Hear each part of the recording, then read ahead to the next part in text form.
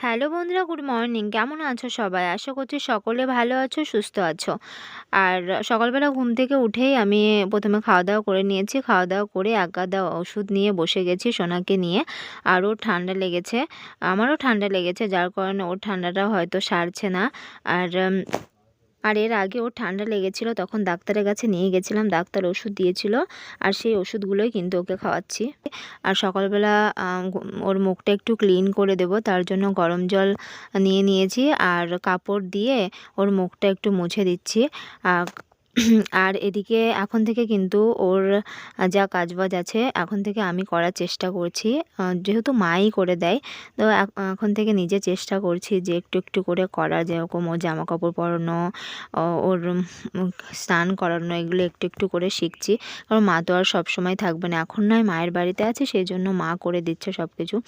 আর আমার সোনাকে কিন্তু সারাদিন আমাকে একাই রাখতে হয়, কারণ মা যেহেতু কাজ করে। ওর ন্যাকড়াগুলো যেহেতু মাই ধুয়ে দেয়, রান্নাবাড়ি করতে হয় মা একা, যার কারণে সোনাকে সারাদিন আমি নিজে একাই রাখি। আর এখানে বারান্দায় বসেছিলাম। আমাদের বাড়িতে সেরকম মানে রোদ লাগে না, উঠোনে রোদ লাগে, কিন্তু যেহেতু হাওয়া উঠেছে যার কারণে উঠোনে বের করে নিয়ে বারান্দায় বাবুকে নিয়ে বসে আছি। আর ওষুধটা একটু পরেই খাইয়েছিলাম আমি ওকে, কারণ ও এখন ঘুমিয়ে আছে। আর ঘুম থেকে যখন জেগেছিল তখন খাইয়েছিলাম। আর সাথে ভিটামিন D3টাও কিন্তু ওকে দেই প্রতিদিন। ডাক্তার দুপুরবেলা করে খাওয়াতে বলেছিল, কিন্তু আমি সকালবেলা করেই ওকে খাইয়ে দেই।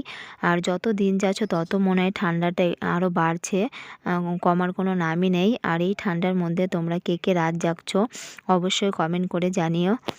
যদিও আমার বাবু আমাকে অতটা জ্বালায় না, রাত্রেবেলা করেও ওকে খাইয়ে দিই। খাওয়া হয়ে গেলে ও কিন্তু শুয়ে মানে ঘুমিয়ে যায়। আর ওর যদি শরীর ভালো থাকে তাহলে ও একটুও আমাকে জ্বালাতন করে না। খাওয়া হয়ে গেলেই কিন্তু ও কিন্তু শুয়ে পড়ে।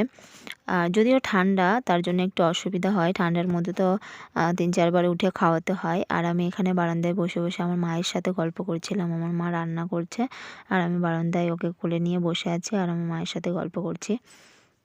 তো চলো, ভিডিওটা আমি এখানেই শেষ করছি। সবাই ভালো থেকো।